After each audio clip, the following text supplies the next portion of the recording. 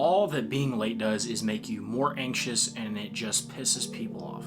However, if you're one of these people that is chronically late, it's not necessarily bad that you're managing your time. It's actually because we continue to hold on to the identity of being somebody that is chronically late all the time. And our identity is often shaped based on our behaviors and actions. We take on the identity of those behaviors and actions that we consistently take every day. So in this video, I'm going to be going over 7 different things that I have done to shift my identity from being the chronically late person to every event to becoming the punctual god that I've been able to become. The first is setting timers on tasks. So whether you actually suck at managing your time or you are somebody that has ADHD, such as myself, it can affect time perception and it hinders our ability to be able to schedule things out in a way that makes sense for us. And this isn't an excuse, nor is it cool to be the person that is late all the time. And I think that's really weird how we wear that like it's some kind of badge of honor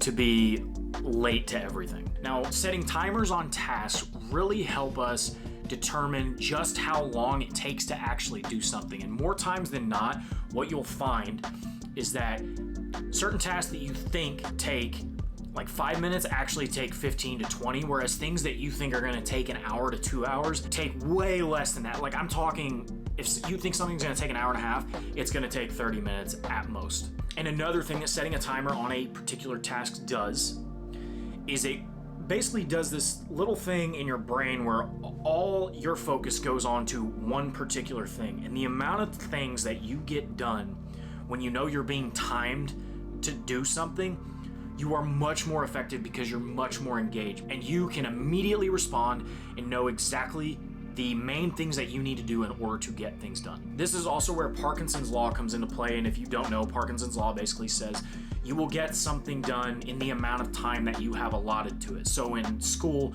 when a professor gives you a project for, it's gonna be due at the end of the semester, you won't work on it till the week before.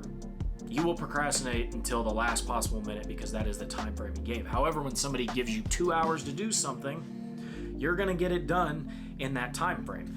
With these YouTube videos, for instance, what I've done is I have decided I'm going to give myself only 30 minutes of actual research and then another 30 minutes of actual scripting. Now, is that going to produce the best quality? Maybe, maybe not.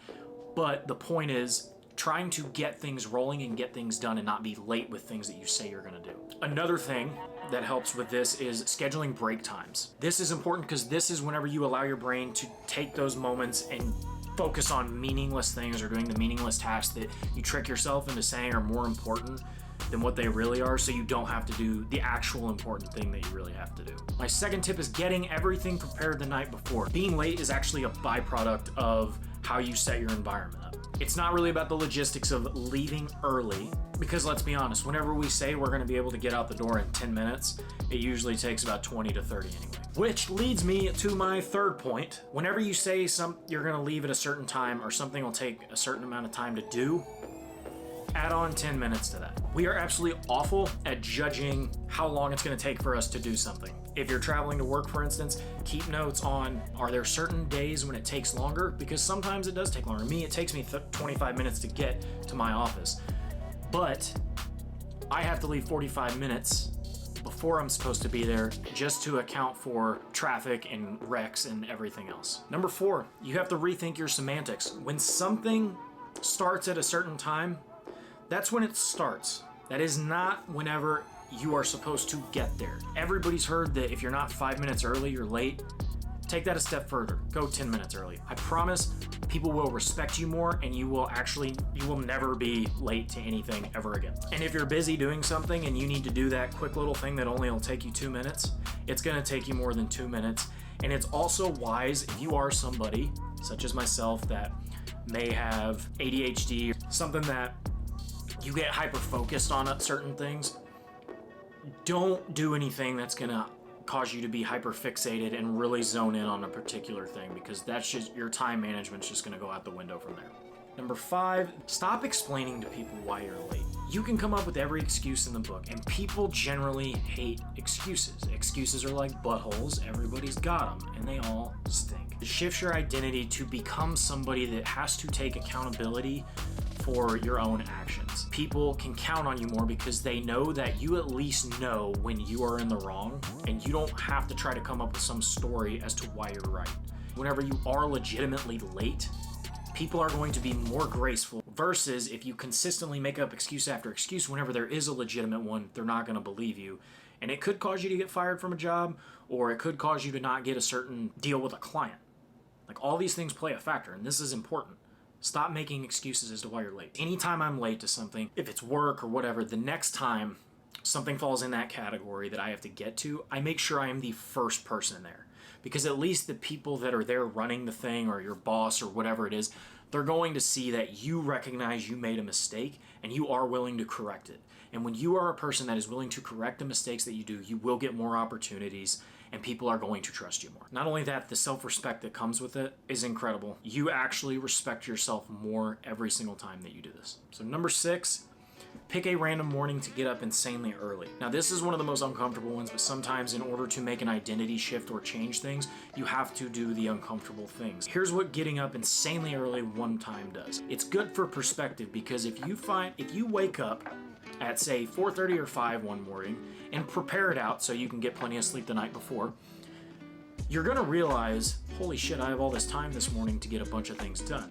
You'll get those things done, or at least a few things, and then the rest of your day, you're gonna feel way more on top of things. It gives you more perspective on just how much time that you actually have to get things done. And that is the most important thing to me, because what you perceive as being true is what is going to come back to you. We're going to act in accordance with how you perceive time and how you perceive your ability to actually get things done. And number 7, this is for my coffee punks out there.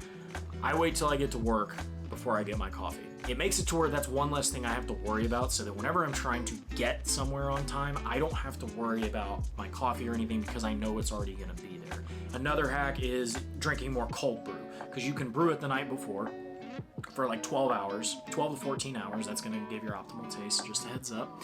And you're gonna be able just to pour it in your cup and get going. Those are the 7 tips, but there are a few things that are important to understand about kind of what goes behind this and the thought process behind it. So being late is a habit like everything else, and in order to break a habit, you either A, have to add in something else and make that habit easier to do, or B, you have to eliminate things.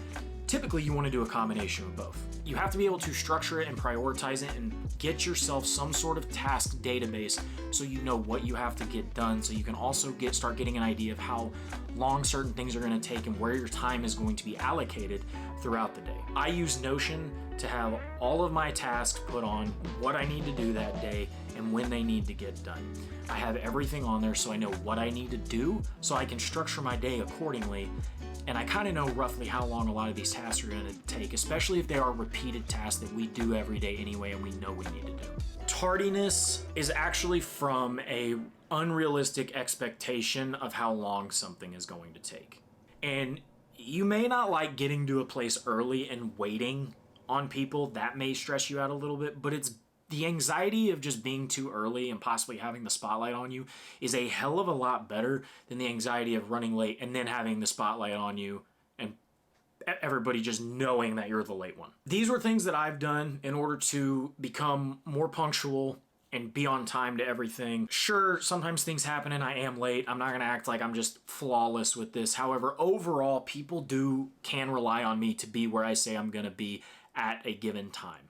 If you can just show you can be on time, people are going to see you as reliable. And if you're late, that reliability and then their perception of how professional you are is going to drop just from that one instance. And especially if that's your first impression, make it a good one by being on time.